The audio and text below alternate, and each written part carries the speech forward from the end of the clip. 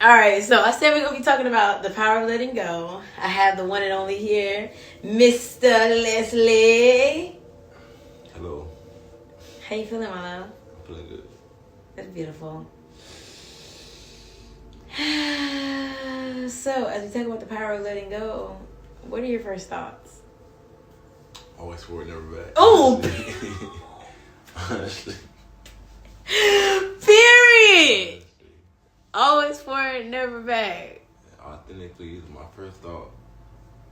I love the sound of that. Alright, so what are some beliefs that spirit told you to let go of that your flesh wanted to hold on to? I guess I'll go first. So, I feel as though I got too comfortable in the flesh and felt like I needed things that the flesh were telling me that I need. As to where spirit, to me, flows.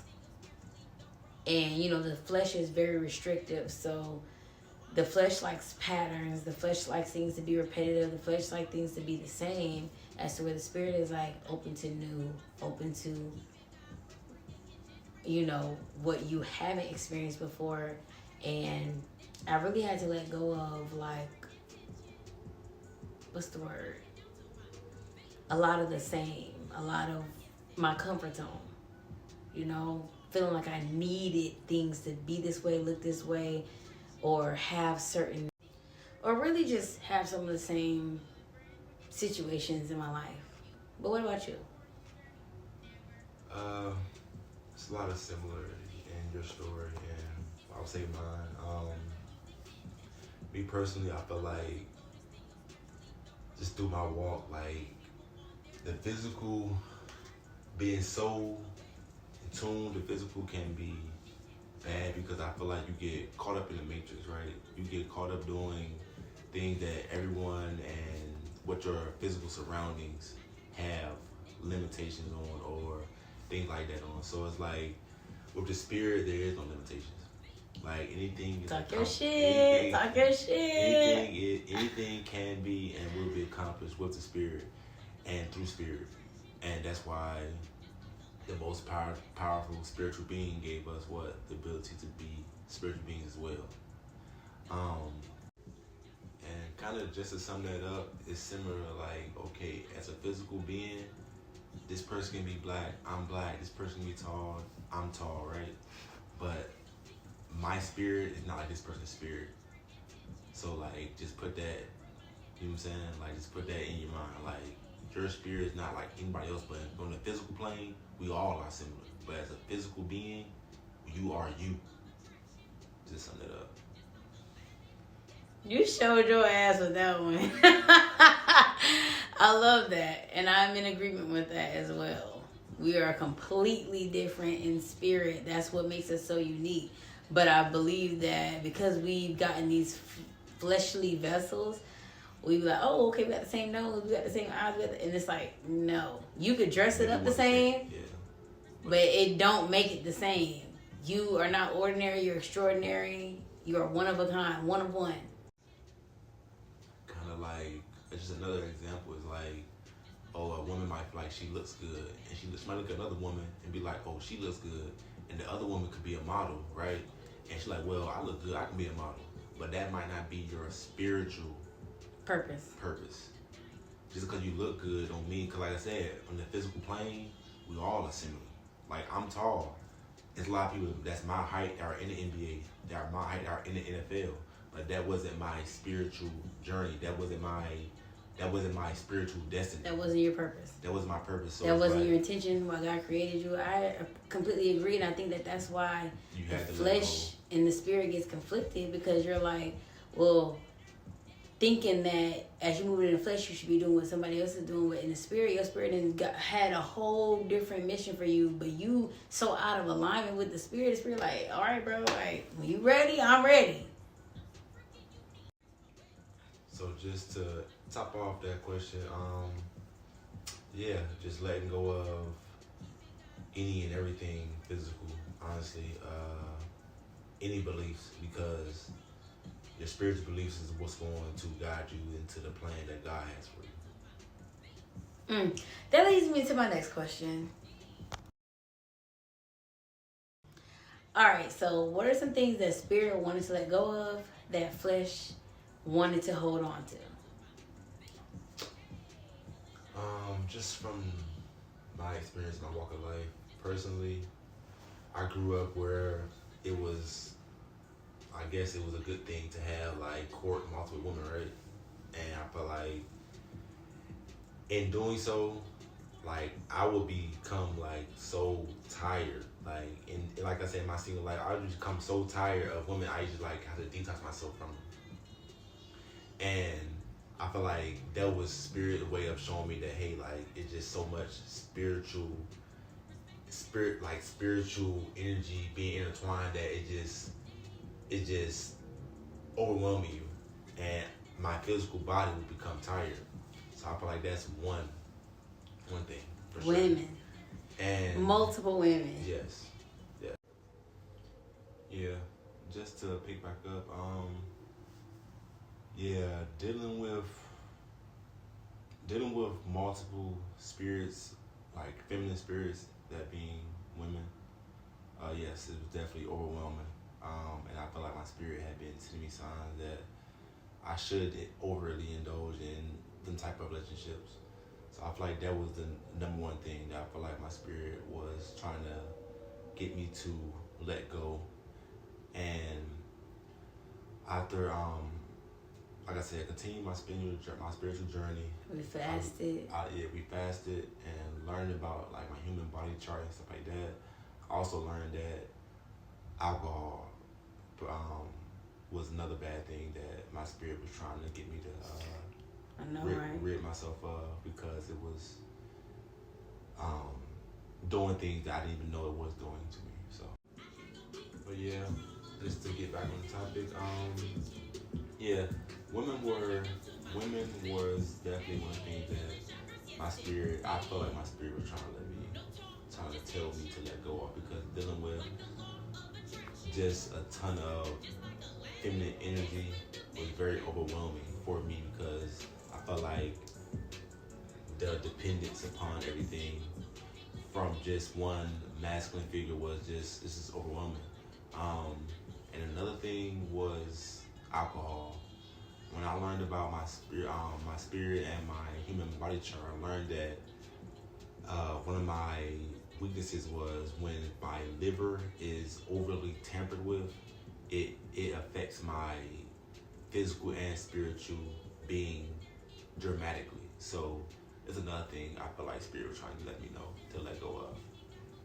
I love that you learned that. All right, so some things that spirit told me to let go of, the flesh didn't want to. I'm really into astrology, and I really focus in on my birth chart. And if you know, you know. But Pluto is in my 11th house, which is focused on relationships. And I feel as though there has been a lot of relationships, friendships that my spirit has told me to let go of way before I decided to in the flesh. And I feel as though that genuinely affected my ability to be in alignment with my spirit, because these relationships and these friendships that I held on to just weren't in alignment with my highest self. And I just would hold on to them due to really just fear. Fear of... let's get into it. So I would value these relationships and friendships that I would have just over my own well-being. And I believe that it just came at a fear of abandonment, or feeling like, okay, my definition of being there for somebody, or my definition of loving somebody, or my definition of, a friend is X, Y, and Z. So I would continuously overextend myself, or I will continuously take people back into my life that have shown me that they're not really fucking with me on that level, and it really wasn't until I started the journey to my highest self where I'm like really just seeing things for what they were, and I'm like, your behavior doesn't display that you deserve to be here. And so moving forward, you're exiled from the island. And I'm okay with that, because what I value is really being in alignment with my high. But yeah, so what I value is really being in alignment with my spirit, really being focused on my journey, and I am at peace and I'm in bliss and I'm really grounded and allowing things that really don't serve my spirit to not be present in my flesh right now, you know? And I had to trust that it was really all a part of the journey, as to where before I just feared it. And because I'm moving courageously and I'm moving bravely in my highest self, it's like, you know, I'm a person that I care. So once I recognize that, you know, you don't care as you say, or you don't give a fuck as you say, it's like, okay, I see it for what it is.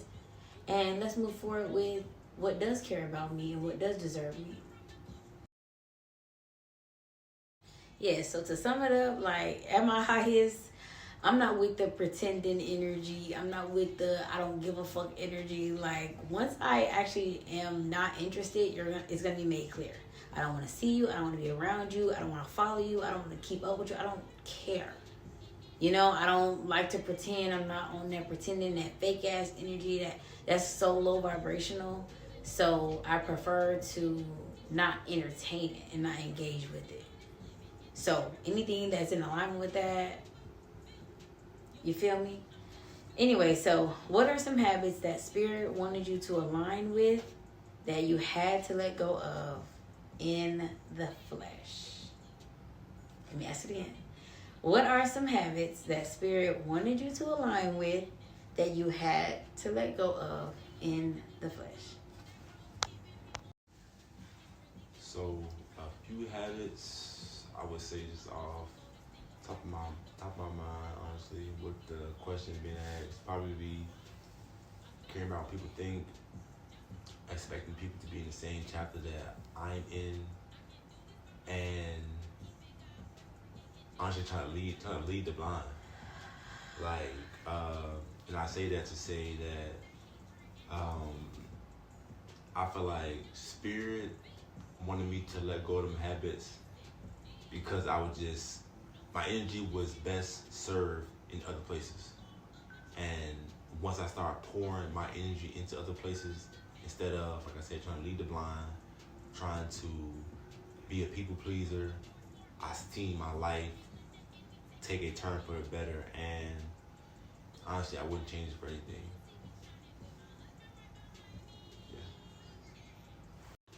I feel as though one of the habits is staying true to my emotional intelligence. I feel like people, like I said, want to fake and act like they don't give a fuck when we are emotional beings. That's how we vibrate. I've always been pretty much emotionally intelligent, and I've neglected it because it's cool to do so. Like, no, I actually give a fuck. So that, letting go of procrastination that does not serve me, and also just really staying true to being confident in my faith, trusting my gut. So I feel like those things really have aligned me with my spirit versus my flesh, and really serve me at my highest.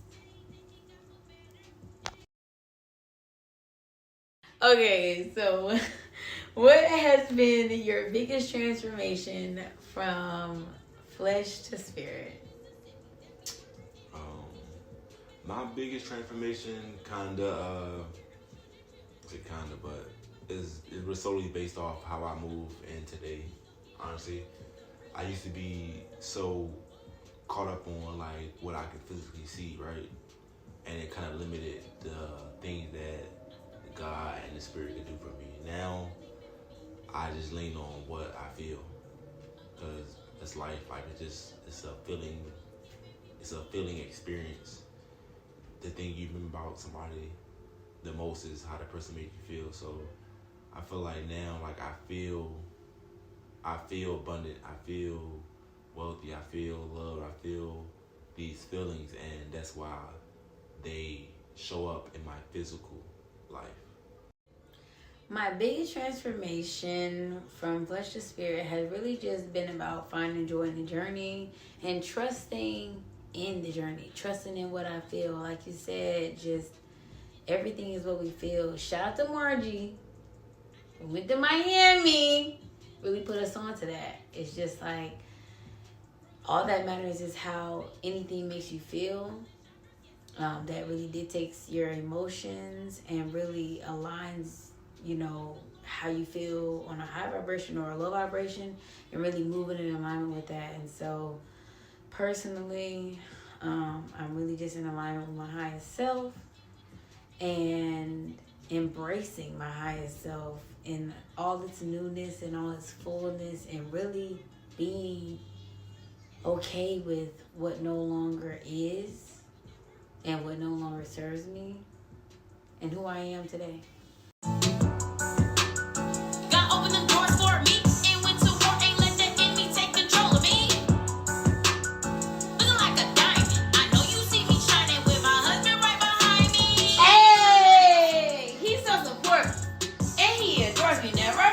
Control me.